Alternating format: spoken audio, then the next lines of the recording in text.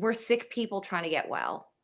Welcome back to Let's Talk Recovery. I'm Ryan Nolan, and today's guest is Jada Costello. Jada is a substance use and addiction peer support worker with Thrive, located at Stella's Circle in Newfoundland. She's joining us today to open up about her journey through early trauma, mental health battles, and severe addiction, and how she ultimately broke the cycle to build the life she has today. Now a proud mom and dedicated mentor, she is using her own lived experience to help guide others through their darkest moments. Jada, thank you so much for being here with us today, and I'm excited to hear your story. The floor Thank is you. yours. Yeah, so my name is Jada Costello. I'll say my full name here. In my program, I would keep my anonymity, Oh, but I don't mind if anyone, like some people mind if their anonymity is kept in the program. hmm. I'm one of those people who I'm okay if my anonymity is broken. 100%. I'm okay with that. And so that's fine in the guidelines of Alcoholics Anonymous. I better make a Um, note of that to ask first, huh? yeah, no, and that's okay. And other people would really like they do. They cherish their anonymity. It's important to them, whether it's work situation or whatever else. Right. Everyone in my life, including my work, knows that I am an alcoholic in recovery. Okay. And that's important to me to state, who and what I am. Hmm. It's just a good reminder so I don't go back to where I came from. So that's why, I'm not shy about it. And actually, my job that I said as a peer support worker specializing in substance use and addictions, I got hired based on my lived experience. Right. That's why I got hired. And despite, and I've told you this, and I'm not shy about this part either because it's something I'm navigating through. I have a criminal record. There are Hmm. little misdemeanors along the way. And that really tripped me up. And my work has given me grace for that portion because a lot of people with lived experience also have legal issues. And so a lot of the people that I work with also are experiencing legal issues. So hopefully I can help them with. I can't give them really any legal advice, but I understand what that feels like to be discriminated against Yep. by just having a criminal record alone. You're really stigmatized, and there's a lot of things you can't do. Yep. That is so true. A lot of people with that are in recovery have been through some sort of legal system troubles. It just comes with the territory. I know it's the same thing for me. I've had legal troubles basically my whole life. As long as I was using, there was some sort of law enforcement in my life, so to speak. But they try to force people to get sober, and it just doesn't work that way. They have to be willing to want to take the help, and I just wasn't willing for a long time. And once I finally hit that rock bottom, I was able to get away from it all.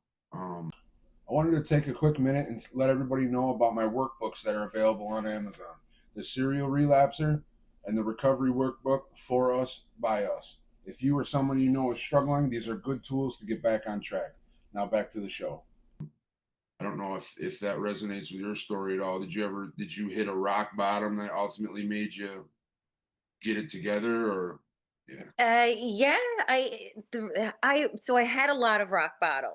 Like when I look back in my active addiction, there were definitely a lot of I guess situations that really should have shook me enough to want to change, but it wasn't enough until toward the end. I've mentioned to you just via email that I have had, I guess you always have it, except I'm in recovery for an eating disorder as well. So it started with an eating disorder. So on top of like the copious amounts of alcohol and drugs is a part of my story as well, I have this huge eating disorder that I've been struggling with since I was 16 years old. Oh, So at the end of my drinking, I was being hospitalized frequently with two IVs up my arms just to keep my heart pumping. Like that's how close I was to the end.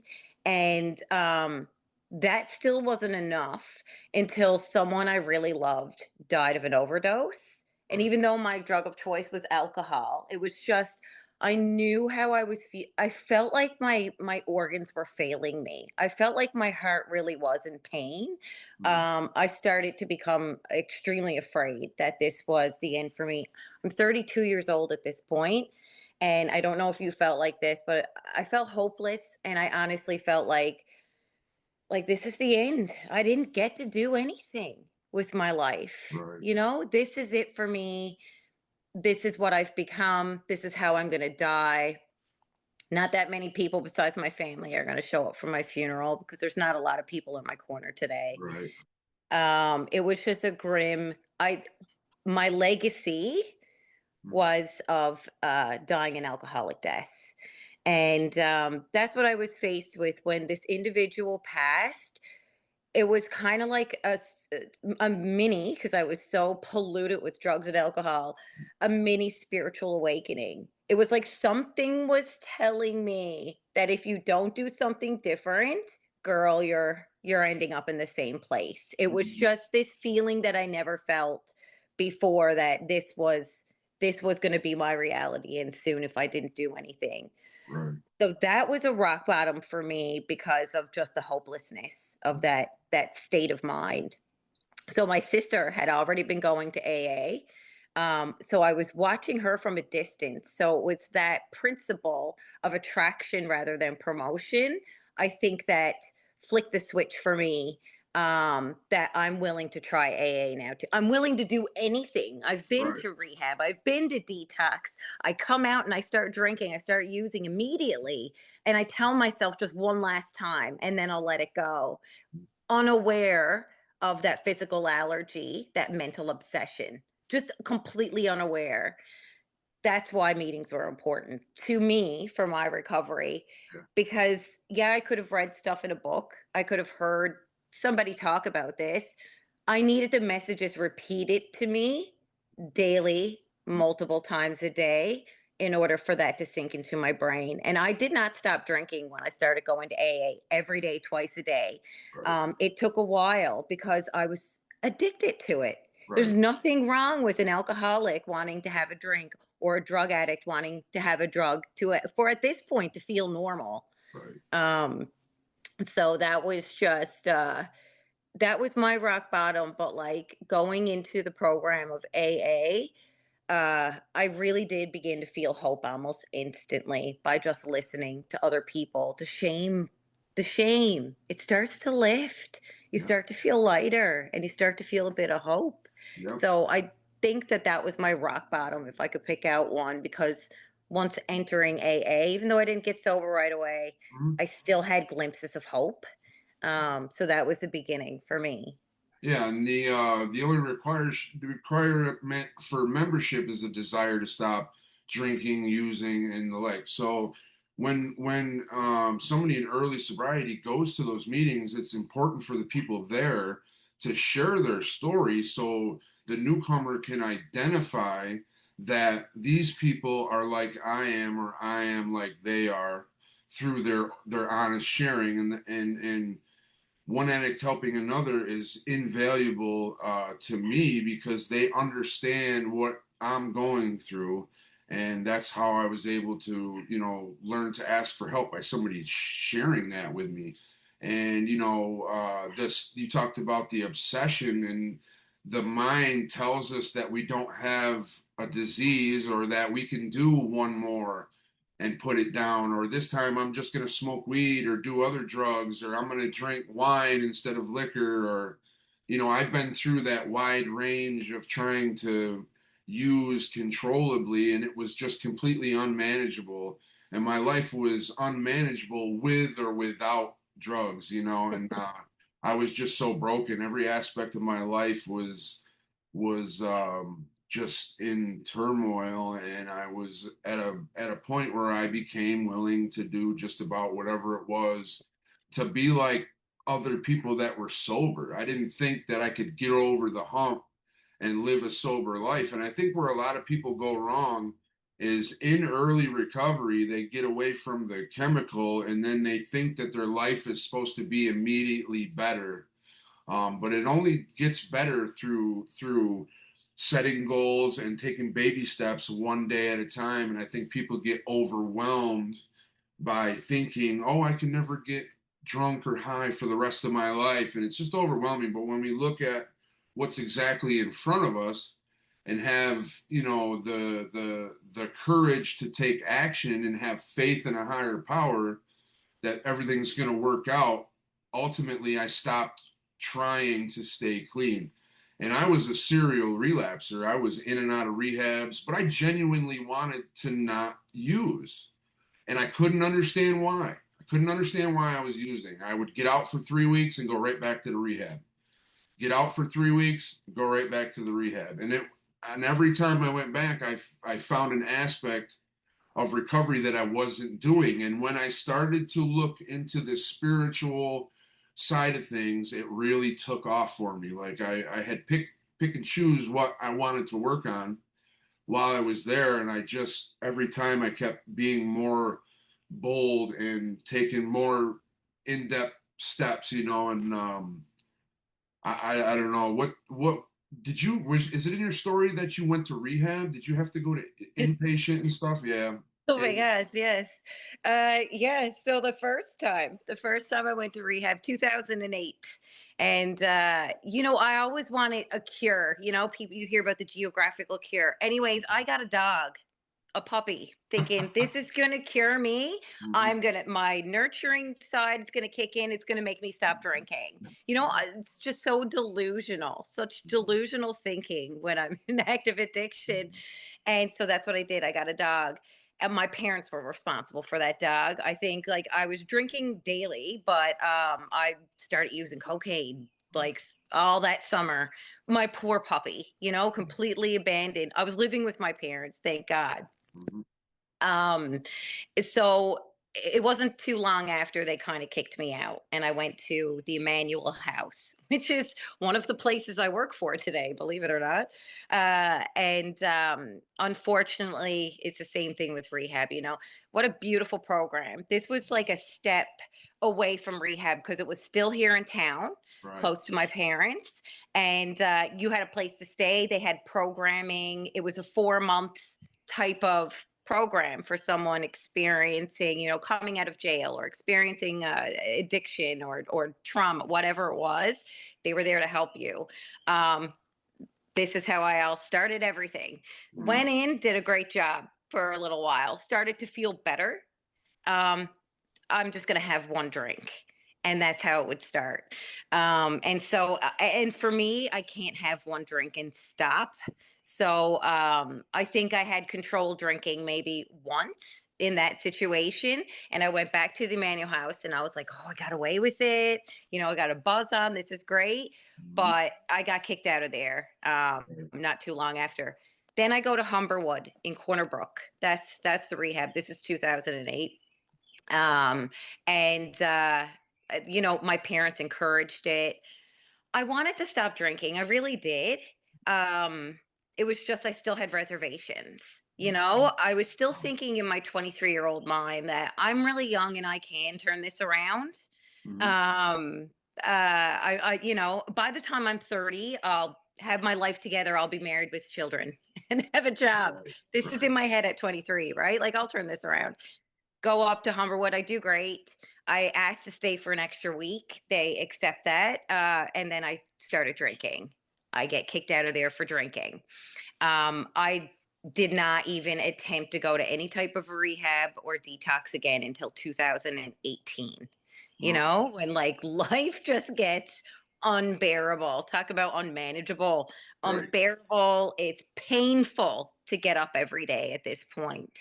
And I'm pleading to be alive. I'm bargaining with higher power, right? Right. Please, I'll do anything if you keep me alive. Mhm. Anything. Um, and there's no miracles that aren't performed unless we do the footwork, right? There's no one that's just going to come and rescue me. That was in my head. I had to take the action to get better. So then when I went to detox, this is 2018, I stayed there. I got out, I did drink. It was Mhm. 8 week wait until the Grace Center. I went to the Grace Center. I graduated from there. I Mhm. did get out and drank right away, but that was a step up than Humberwood. At least I finished the program. Mhm. And then I struggled for a few months after that until that aftercare part stuck with me from rehab. And I was like, that's my ticket. It's the aftercare. Like Mhm. I've heard it before. Now I really need to start doing something about that aftercare portion, or I'm not going to make it. Right. And that's when meetings became my life at that point. And that was the fall of 2018. Okay. Yeah, the reservations really need to be addressed when we're in rehabs and stuff like that, because getting out, it'll bring us back, like just making sure we do at least the first step, surrendering to a higher power or whatever that might look like for somebody, and knowing that your family member can't keep you clean, your husband can't keep you clean, your kids aren't going to keep you clean. You have to want to do it for yourself, for yourself.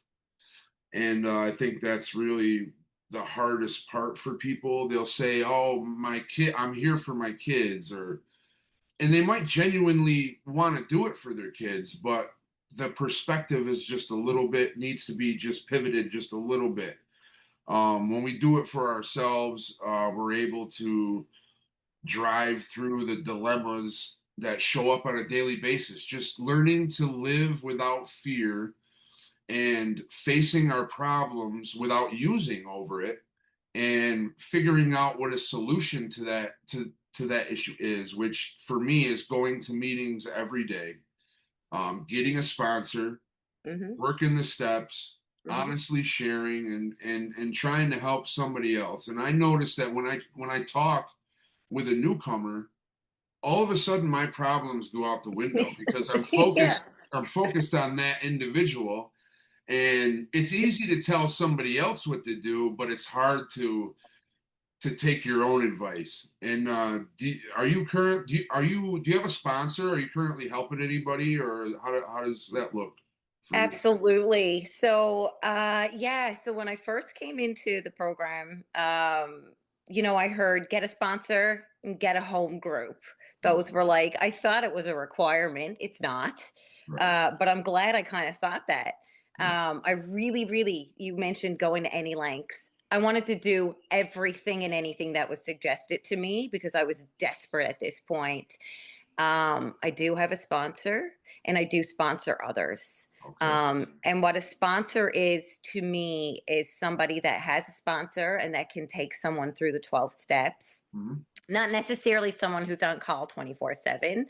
Although that's what I Right, needed in the beginning. right, And I tried to genuinely do the same. But like I said, I do have a 1 year old. So there's a right. certain cutoff point for me.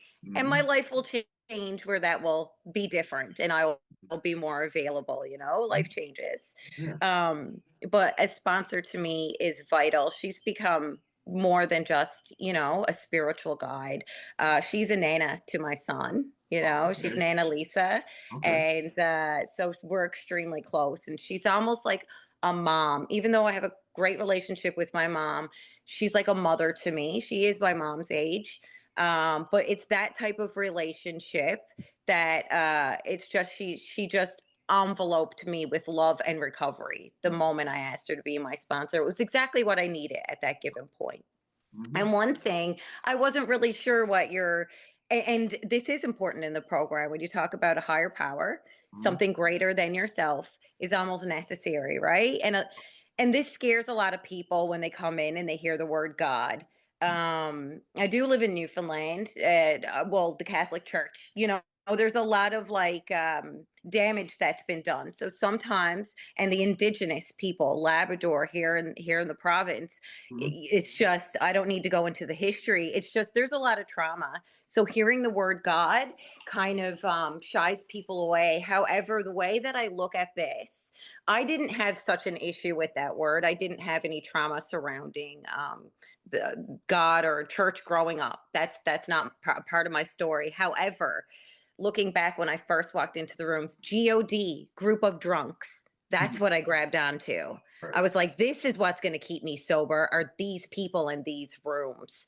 And Mhm. that kind of grew into the great outdoors. God, great outdoors. Right. That's where I feel the most peace and serenity is being outside with nature near the ocean, especially in even in the salt water, right? It's just in the elements. That's where I feel the most presence of God to me. So I try to switch that around for people that are agnostic or atheist, or, just try to put a spin on it where it is something that you need. You can't be in control. You can't be your own higher power, doesn't we tried that for years. It never worked, did it? Absolutely.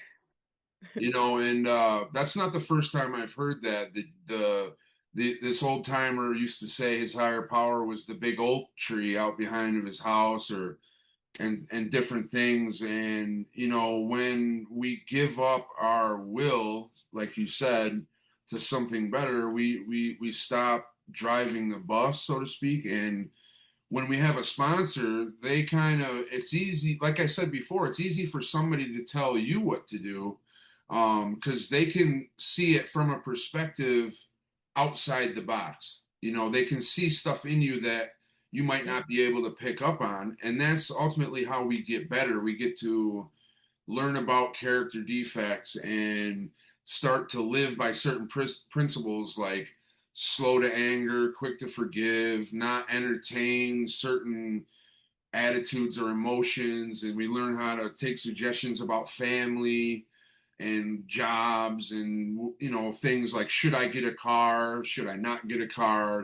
just somebody to bounce Yeah. ideas off from. And it says that if we were to talk about a situation we're struggling with somebody in the rooms, and then honestly listen to what they say, that our decision would probably be the right one, because we didn't just make it spontaneously or compulsively. And our disease tells us we don't have a disease. And I think the further we get away from our last use, it'll kind of, like, that inner critic will pop up, well, sitting on your shoulder, say, I can do just one, or you've worked hard this week, you can do just one, you deserved it, that. Yeah. And I know in early recovery, I was really hard on myself. I was really negative. And when I stopped saying negative things to myself and started saying positive stuff, like, I actually had to force myself to say positive things, I find that I'm a much better person. My perspectives have completely changed. Um, and I know a little bit about your story. Were you hard on yourself throughout your early recovery or addiction? Like, how did you have an experience with that inner critic? Like, how was it in addiction, and how has that changed maybe today? Like, how does your inner critic work Oh my in recovery? gosh. Was I hard on myself in the beginning? That's an understand. Was I hard on myself in active addiction?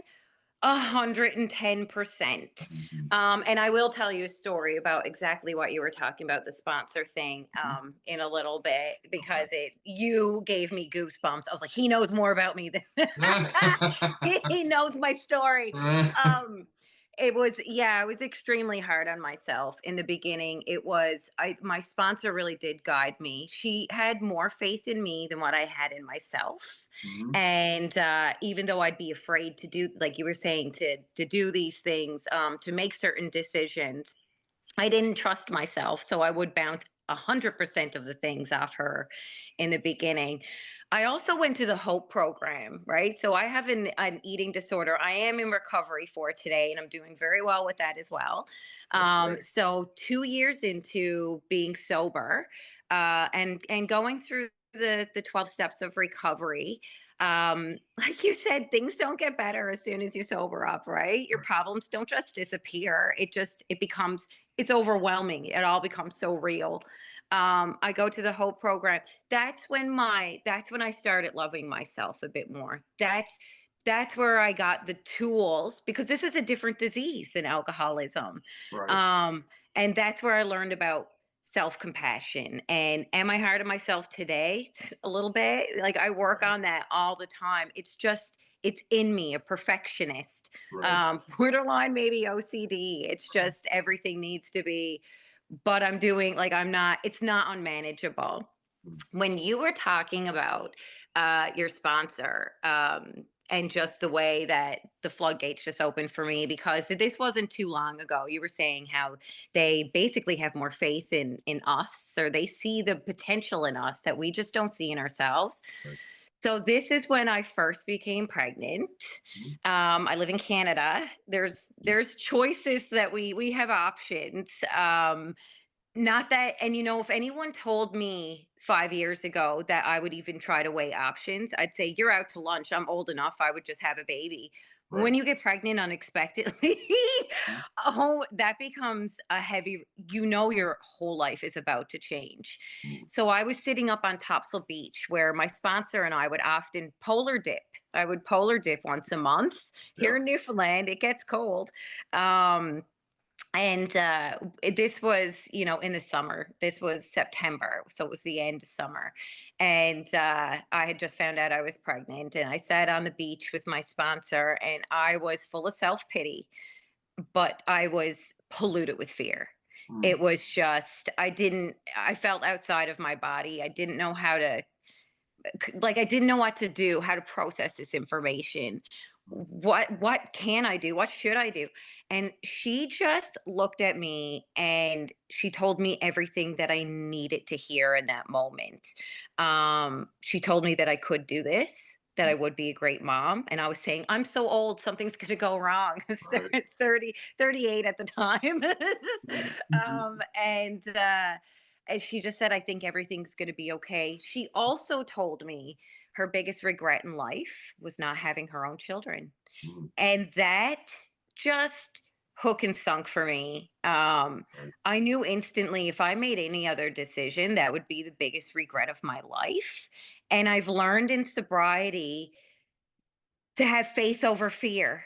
Put faith over fear, because Mm. I'm just afraid, but it doesn't mean I can't do it.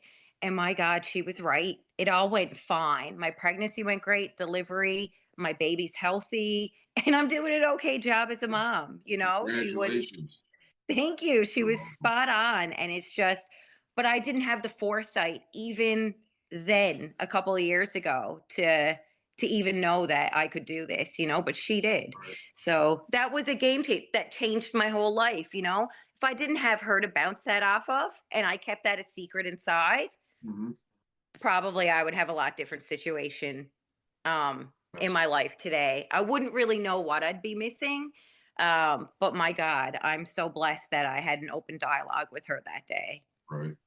Yeah. Uh, a lot of women often say that that's what has grounded them in the recovery is when a life event happens and to that magnitude of having a child and bringing them into the world, that's ultimately what keeps them, going. But like I said, they have to do it for themselves. But Yeah.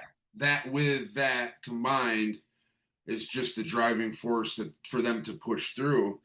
And I wanted to bring up. I know a friend of mine, Bill. I'll say his name, but he often says that he is kind of down on himself because most of his life he drank away, and he wasn't able to get married or have kids. And he says like he doesn't want to be the one that is on the shelf in the morgue that nobody comes to claim his remains, and he's older. And I felt bad when he said that. And that, so I just, everything happens for a reason, and I don't really know how I would deal with that. But um just being grateful for the things that happen to us. I'm a firm believer everything happens for a reason, Me too. and do you have like do you do a daily gratitude list, or do you journal at all throughout the day? Like, what is it? What does your home day usually look like as far as like recovery goes? Do you pray and meditate, or do you journal, or do you do those things that are Okay. So for me, this was something I started in early recovery and I stuck with. So in AA, we have a daily reflection, Mm, and I have an app on my phone, you know? So I do have all the books, but it is easy just to read it on your phone. yep. So I will read the daily reflection every day. I go to meetings every day. Whether it's on my lunch break at work or after my child goes to bed, Mhm. I'm at a meeting every day. That keeps my recovery afloat, I believe. I don't journal as much anymore. There is something I do. I don't talk about this at my local meetings very much because it's just because. So, in early recovery, I ended up dating someone. Mhm. It lasted for 4 years, off and on. But unfortunately, this person started using. We had different drugs of choice. Mine was alcohol. His was otherwise Oh, intravenous use, which I've never tried. If I kept going, I wasn't exempt from that either. You know, I'm no one special. that's But that was his. So that was off and on. That was difficult to deal with. However, ultimately, he lost his life. Talk about a traumatic, life changing event. That really, when you lose someone you love, and I loved him, he was my everything at the time. It feels like you've lost a limb off your body. It really does. Like there's just this missing piece, and the only thing that helps it and heals it, and you know this when it happens too, is time. But you know that raw gut wrenching pain that doesn't go away. At the time when I found out about his death, there were moments during the day where I would just say, it's not real. That's a dream. Just to give the pain a relief from my body. It was that painful. But this is something I do today for my recovery. His family's from BC. His ex and children, they're not in a great position. But I go up to his gravesite every day. Every day. It's about 5 minutes away from me. And that's where I'll say a little prayer. Like, yes, I'm talking to him, his spirit, mostly my higher power, God, like the universe, right. basically. And I put out my intentions, or I ask for a little bit of help, or I give a lot of thanks for that day alone. Right. Ask for direction if I'm in a challenging situation. You know, that's where I find my prayer and meditation. I feel connection there because it was just such a heavy loss for me that going up to see his name, to see this tombstone, just helps me just take a breath and just to redirect to set my intention really. Yeah. My brother Nick had passed away from an overdose. He was 23 years old, and it was a horrible time. I was in rehab trying to get myself together, and I had got that phone call, and I didn't even think it was real. My mother was just devastated, and it was something that I never would have thought could have touched our family. Yeah. Like I didn't think it was, I mean, I knew it was real, but I didn't think it would happen to us. And when it did, I was just, it was a terrible, terrible thing. And even then, it wasn't enough to keep me clean, and every day, I used to be mad at God, and I used to, think that if I was to get clean, he would have died in vain or something. And that's just the insanity that of the addiction, and that's a lot of the reason why I started this platform was to just carry the message to somebody who's still suffering, And I wanted to ask you, as far as work goes, do you disclose that you're in a AA group, or like how does that work? Because I think if from that aspect, workers usually don't disclose it because if you say something they don't like, it might deter them from going to an AA meeting because they might know that you go. Do you share that with certain people, or do you kind of steer away from it, or how do you go about doing that at work? Oh boy, am I going to get in trouble? I mean, I know there's HIPAA and stuff like that, but I was just curious. Honestly, if it's someone that I know is just alcohol abuse is a part of their story, I will say, and AA, and I do say it to other people, to be honest. I do say it because And I also tell them that there are other options for recovery, right? It's not the Right. only way, but that's just how I did it. Right. And I know since the pandemic, a lot of people are really reluctant to go to the in person meetings, anyways. Mhm. It's not something I have done yet, take a participant to a meeting because it is my safety net. Right. I didn't really want to cross professional and personal too much. However, here we are on Zoom. So Mhm. I'm always like saying the platform of Zoom, 24/7 recovery, multiple meetings. You don't have to show your face. You don't have to put in your real name, but you Right. can still really hear all the messages, right? Right. So I'm always throwing that one out, thinking people will grab onto it, but you need to meet people where they're at. And a lot of the participants that I deal with are just there's mental challenges and as well as addictions. So it's really difficult. So, but I do disclose that more often than not. It is against the principles. I know that's why I said I'm going to get in trouble with all the old timers. Right. Um, but it is attraction rather than promotion. You are right. There's probably something I could say or do, but if I could help someone, Mhm. I'll take that risk. I'll take Right. it. Absolutely.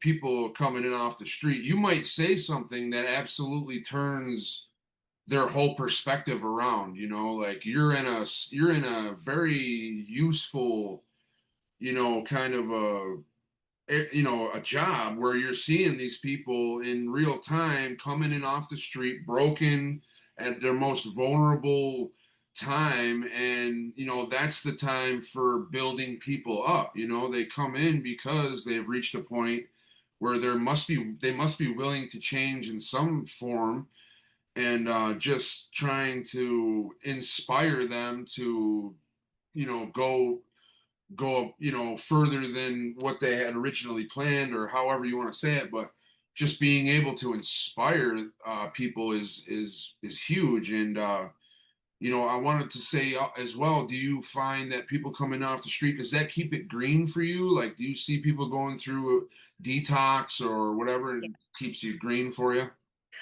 Yeah, so that's exactly what my job is. I am a peer support worker. There's Hmm. social workers involved, community health workers that deal with our, instead of calling them clients or whatever, we call them participants. Hmm. The gathering place is the biggest shelter here in St. John's. So Hmm. they're in the gathering place, just getting out of the gathering place. Yeah, they're experiencing challenges. It does keep it green for me, keeps me humble. When I get caught up in all the small things in life, I wrote this to you too because a fellow member of mine, I'm privileged. Right. I lived a privileged life. Hmm. It's like I had that extra thing behind me, like family support. Um, like my parents, I could say access to money. They're not rich. We're middle class, but Right. you know what I mean? I didn't live in Yep. poverty. Right. This is what the participants are experiencing. They don't have any family support. They're experiencing homelessness, poverty, mental health issues. Yeah, it keeps it green for me. And I just thank God every day that Right. I'm sober today because I'm no more, no less than any of them. Right. And for me, I was actually in rehab, and I would go to the detox portion. I was in Alpine Springs in Pennsylvania, and they have detox and inpatient in the same facility. And I would go down there and talk to the people just coming in and try to talk to them into staying. A lot of them Yeah, would come in just for detox and then want to leave. yeah, And I could absolutely see myself in them, yeah. and then just realize how kind of crazy I was, because I see myself in them. But, Mhm. it just shows me how cruel and sick the disease can make us, especially to ourselves. And then how easily it can be all lost, like the motivation to want to change. Yeah. They could have one bad conversation, their hair is not done right, or they're missing their favorite pair of shoes, or, they know they're getting food stamps and they'll be like, oh, I gotta go. It's just, and Yes. I was able to see that firsthand, and it just kept it green for me while I was in rehab. And I think that's what kept me going there. But I just genuinely wanted to help people. Once I got over that hump, I was just, I wanted other people to have what I had, and Yeah. and that was It's like the inspirational. the big book of AA, when Bill Wilson stayed sober at the very beginning because he talked to someone with less time than him, or I can't remember exactly. It's been a while since I read it's in the beginning of the book, but it's like that's what keeps us sober is helping other people, and you are right. That's incredible that you did that. And I wonder too, like what happened to me, like the fact that you lost your brother, that must be a driving force in what you feel like your purpose is today too. Like I feel like it's my purpose. I got to live. I get to live today when somebody else doesn't. This is my purpose in life. This is my passion in life is recovery and helping other people because it is possible. Right. You know, just when I thought I was like down and out, there was no helping me. I'm unique. I'm different than everybody else. I'm not going to make it. I did. And so, like, I know my purpose is to help other people Mhm. understand that they can have hope too.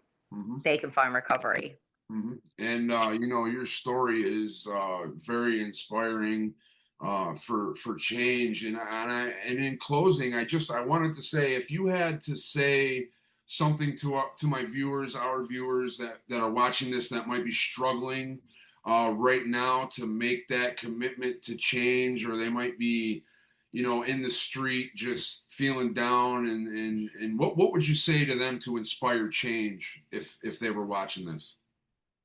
Oh my, change. That's a heavy word. It's definitely difficult to do. Change it, just small baby steps. Change. We have that slogan of one day at a time. When Mhm. you're in the thick of things, it's 1 minute at a time. It's literally try to break it down as little as possible. Don't pick up a drink or a drug for the next hour if that's even possible. Right. Small changes like you had said about your own story. Mhm. It's not never too soon to start giving back. It's Right. never too soon in recovery to start helping other people or doing service work. You don't have to wait till you're clean or sober for 6 months. You Right. can do it that day. Yeah. That that piece of the puzzle is when you're when you're not in your own head. Right. When you're not in your own head, you're outside of yourself, like you said.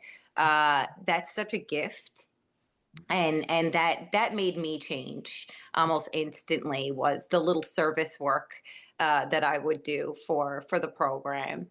Oh my gosh, change is such a hard thing to do, but it is possible. And when people are struggling, um do something. What There's an old timer, and she always says when people go out and they come back in, how you always ask at the beginning of the meetings, any newcomers, anyone coming back. Mhm. When people say, oh, I'm so and so, I'm coming back, she always says, what are you going to do different this time? Right. Don't beat yourself up because you've slipped or had a relapse. Just look at it as a learning lesson. Thank God that you're alive. Mhm. And what are you going to do different this time? You're not a bad person for using or drinking. That's all. We're not bad people trying to get good. We're just sick people trying to get well. And that's the biggest change we need to make, I think, is our inner dialogue. Um, Right. we can do this. Keep that positive reinforcement. I am going to stay sober or clean today. If you don't beat yourself up. Do something different tomorrow. But that was key for me. And I really, in the beginning, I shared this on a meeting earlier this morning. I remember getting my 30-day chip, and I remember being elated because it felt so good to be sober, and I haven't been off substances for 30 days in over 13 years. It felt amazing. But I was so afraid because I didn't know. Am I going to go back out? I really didn't know in those early days. So it's just now to be, 7.5 years later, just, yes, I feel secure. But change, that word still scares me, but it's necessary. And I go through it constantly. It's just those beginning stages, those baby steps, really helping other people, taking a look at the literature if that helps you, getting a sponsor or someone that you can talk. You have to be able to talk to someone else about what's going on inside you. A problem shared is a problem divided. You can't I can't do this alone. I never could. I tried for so many years, um yeah, I just, if anyone's struggling and listening, just, Mhm. it's never too late. Yeah, It's possible for every recovery is possible for everyone. It's just not easy. If it was, more people would have it. that's true. And for our viewers that don't know, I've got the 30-day chip right here for anyone who wants to know what it looks like. But addiction is no longer hopeless today. I always say unlock your true potential, be the person that you were meant to be on this earth. And it's if people do relapse, it's not where we've been, it's where we're going. Get yourself back up, dust yourself off, and learn from your mistakes. And that's just basically it. And people need to know that, like you said, they're worth it, and they are somebody's someone, Yeah. and somebody somewhere loves them and wants Yeah. them to be a better person, Yeah. and ultimately have to do that for themselves. And Jada, I appreciate you being here today and sharing your story. It is profound, and I feel like it's going to inspire somebody to change. And for our viewers, if you like our content and you want to see more, please like, share, subscribe. And thank you for watching.